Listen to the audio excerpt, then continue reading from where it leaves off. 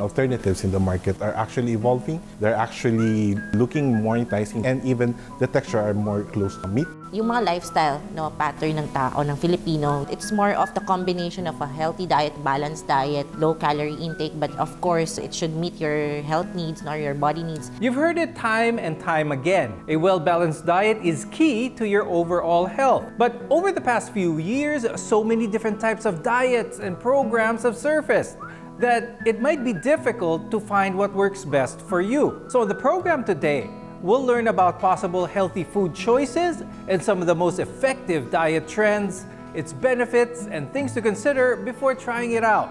I'm Dr. Freddy Gomez. Welcome to MedTalk Health Talk.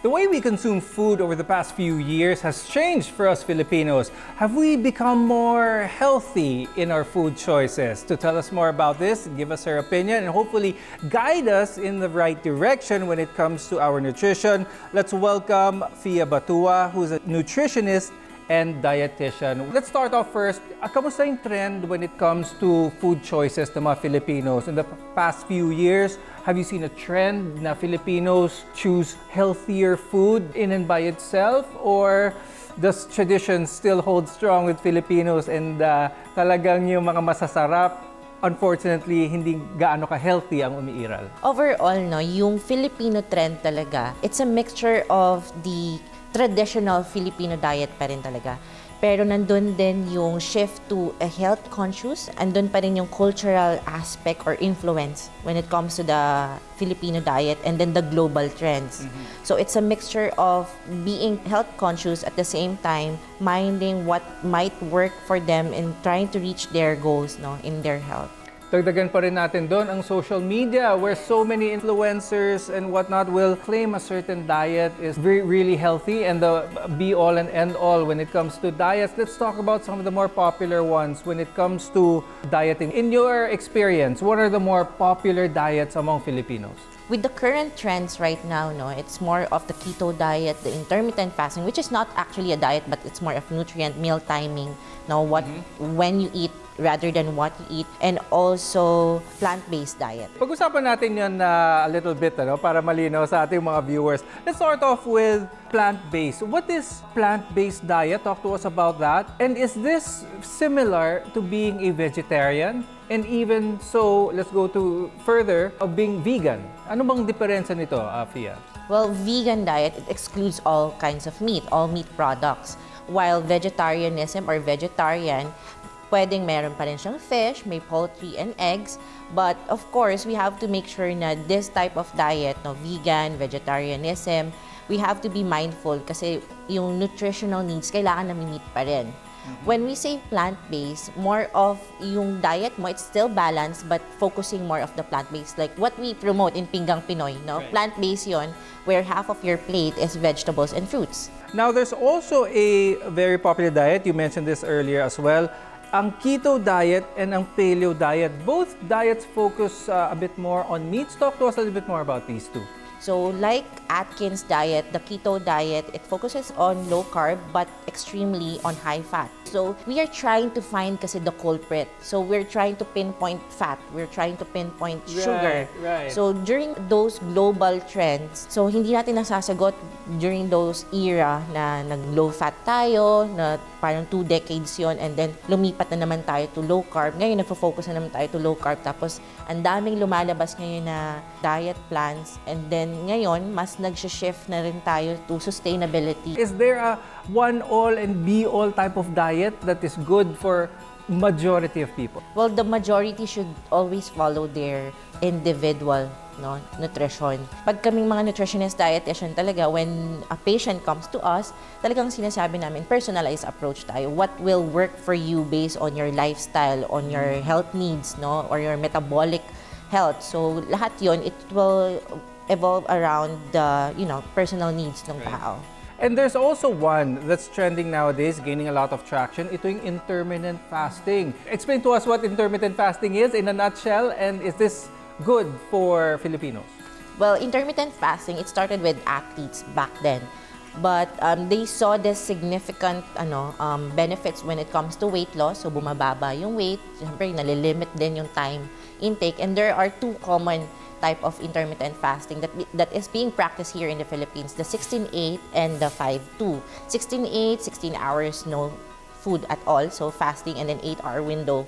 And then the 5-2 is the 5 days, you're allowed to eat your normal food intake, and then 2 days limited talaga. So one of the goal is, of course, weight loss, but at the same time, may nakita din kasi because of the studies, the literature about cellular repair.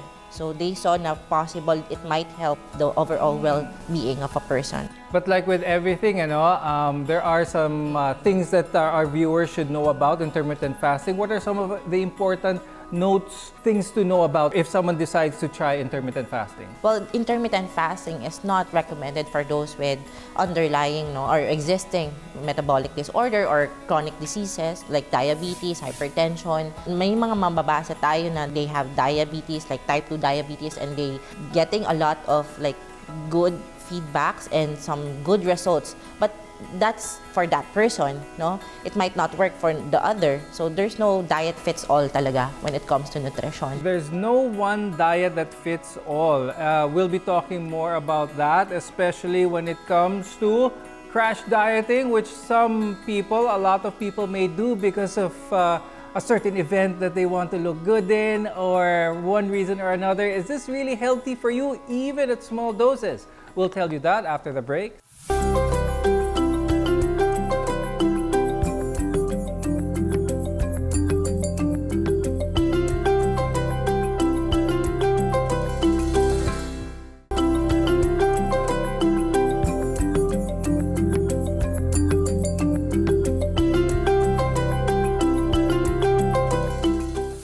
Whether to lose excess weight or to gain more muscle mass, each has their own individual needs when it comes to nutrition, when it comes to health. Let's welcome back Fia Batua, who's a nutritionist and dietitian. Let's talk about crash dieting. A lot of people may do this because out of desperation, maybe. I need to be at this maybe reunion, maybe a wedding, that they need to look their best. For that matter, so they would try and do crash dieting or really try and shed some pounds. Is this healthy, even if it's done pakonti-konti lang, pag kailangan lang? This trend kasi, it came from yung social attitude natin when it comes to our body image. It promotes unhealthy or disordered eating habits. So nagkakaroon tayo ng bad relationship with food, with our body, pag feeling natin na we want to lose weight, so parang pinaparusahan natin, nagkakaroon ng ganung klaseng parang mindset yung mga tao na I have to limit my intake, I have to restrict my body, but does your body really deserves that? Right. Or you just need to be, eat in a balance, in a moderate and mindful way of eating. Is it similar to this other trend na 1 meal a day, minsan 2 meal a day type ang kinakain lang ng mga tao? Yung idea lang is you limit your overall intake, parang lahat ng kailangan mong calorie intake in just 1 meal. So, it might lose weight, pero kailangan pa rin ng close monitoring and proper planning kasi, of course, we have to check also the nutrition adequacy of what we can get from this type of diet. At the same time, nabibigyan kasi ng excuse yung mga lifestyle pattern ng tao, ng Filipino, na they skip breakfast, parang nagiging focus na lang nila during the day, work days nila, or work hours yung eating time nila. So, itong mga 2 meals a day and 1 meal a day, they sometimes think na it complements their lifestyle. It seemed to me, Fia, during our discussion that, trying a new diet, even all these trends that we can see on the internet, is really not a simple thing to do. It has its inherent risks. It may have benefits, but it is not a one-size-fits-all when it comes to that. So, what's your recommendation for someone who wants to start their health journey and, start off on the right foot na kagad instead of a trial and error type thing na may risks pala behind some of that? There's our do's and don'ts, So, do research, about this type of diet that we get from the social media, especially when you see trending diet plans on social media. And then don't ignore the potential nutrition deficiency we get from this type of diet, and do consult a healthcare professional, especially nutritionist, dietitian when it comes to nutrition and diet, and then we complement it with our physicians, no, to create that very holistic and individualized approach when it comes to nutrition, kasi mas malilesen yung trial and error. Let's look at some questions here. Marami talaga nagtanong sa ating mga viewers. Here are some questions for them. I'll ask them to you, no? So, merong nagtanong, Ano po ba ang best diet para mapaliit agad ang tiyan? Well, actually, walang specific diet, no, for spot reduction. When we say spot reduction, kunwari may target ka, you want na lumiit yung tummy mo, yung arms mo. So there's no specific diet kasi pag kumain ka naman, hindi naman niya ito-target yung specific area na yon. But it's more of the combination of a healthy diet, balanced diet, low calorie intake, but of course, it should meet your health needs, nor your body needs, and then exercise. we have here another question. Ano-ano po ba ang mga pagkaing mabilis makabusog at hindi mabilis gugutumin pagkatapos kainin? Ito yung masasabi ko sa'yo, Doc, no? Kasi lahat ng tao usually may tinatanggal na nutrient. But it's the combination of high fiber carbohydrates, lean protein, and healthy fats. So the combination of the three items or nutrients actually promotes good satiety value. We have here another question. Yung mga pagkain po ba na may label na organic ay ibig sabihin mas nutritious? Well, the answer is no. It doesn't necessarily change the composition of the food. Yung mga organic natin, less pesticide compared to the other. Pero of course, if you don't have that, kasi mas pricey yung organic. So if you have limited budget and you have people, family to feed, it's okay to get non-organic. Pero of course, our dream sana, na lahat organic, less pesticide, less chemical.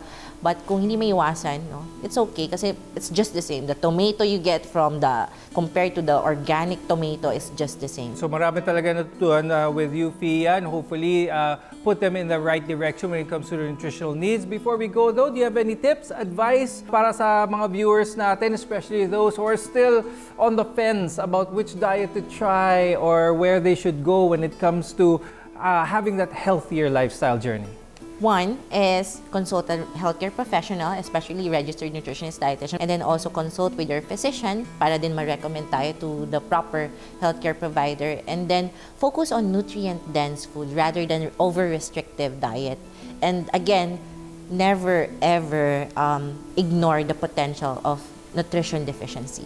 Okay, and with that, thank you so much for joining us today, sharing your expertise, your knowledge about good eating habits, for that matter. Nutritionist, dietitian Fia Batua. Finding good alternatives to unhealthy food can make adapting to a healthier lifestyle much easier.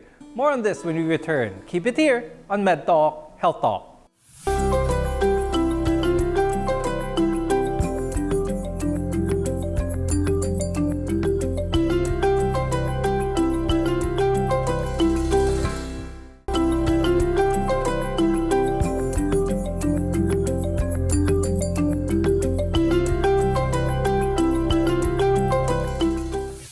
Eating healthy can be a challenge for a lot of people, especially if you've grown accustomed to eating a certain way. But finding healthier alternative choices can really make that journey towards having a healthier life be much easier and much healthier as well. To tell us more about this, joining us is Michael Pavia, who is the Research and Development Head for Innovation at Pure Foods. Welcome to the show, Mike, and Good thank you day, for Doc. joining us. Over the past few years, we've seen a real trend na marami talagang Filipinos ang gustong kumain na ng healthy. They want to avoid any of the sickness na they can get by eating unhealthy. But ang nagiging problem dito, what I notice is the availability, mga choices that they have. Talk to us a little bit about this. I think over the years, even for the past decades, ang mga Pilipino, they still love food. But because of pandemic, I think that's one of the reasons why there's a certain emergence of a particular consumer called flexitarians. These are the consumer who are actually looking for meat alternatives. They're still eating meat products, but they're looking for meat alternatives.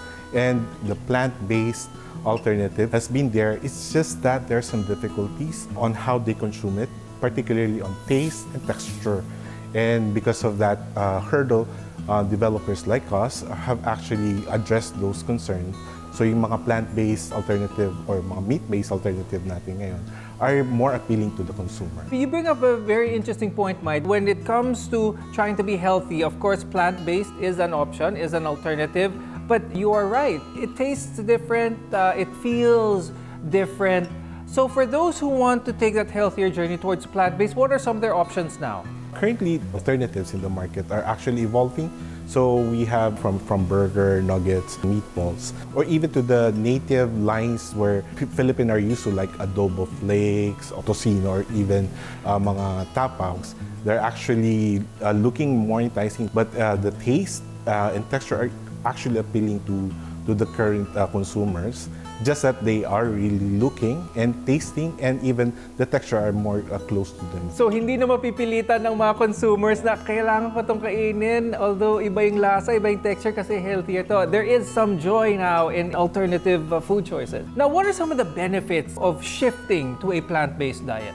The unique benefit of plant-based products or meat alternative products is that they are actually good or even high source of protein and fibers. Ang alam natin, fibers, good for our guts. Right. So kung healthy yung guts natin, nalilinisan siya, we actually maximize absorbing all the nutrients to our body. Those are some of the benefits, especially adults can benefit from with the plant-based diet.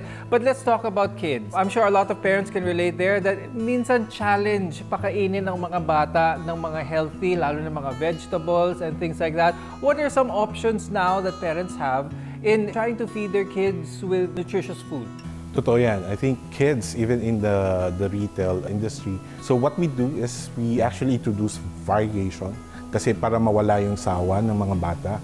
And then we add excitement by changing the texture of those products na mas magiging favorable sa mga bata, like probably crispy, juicy na mga plant-based, which are not existing before. Okay, so right now, these are alternatives to what people currently eat. But can this be sort of the mainstay? Ito na yung parang kinakain. They can. Like I said a while ago, there can still be the main source of protein, and they're quite close to the usual source of protein in terms of the protein profile niya. Okay, that's good to know. And especially sa mga parents, they do have choices now, more choices now for their kids as well.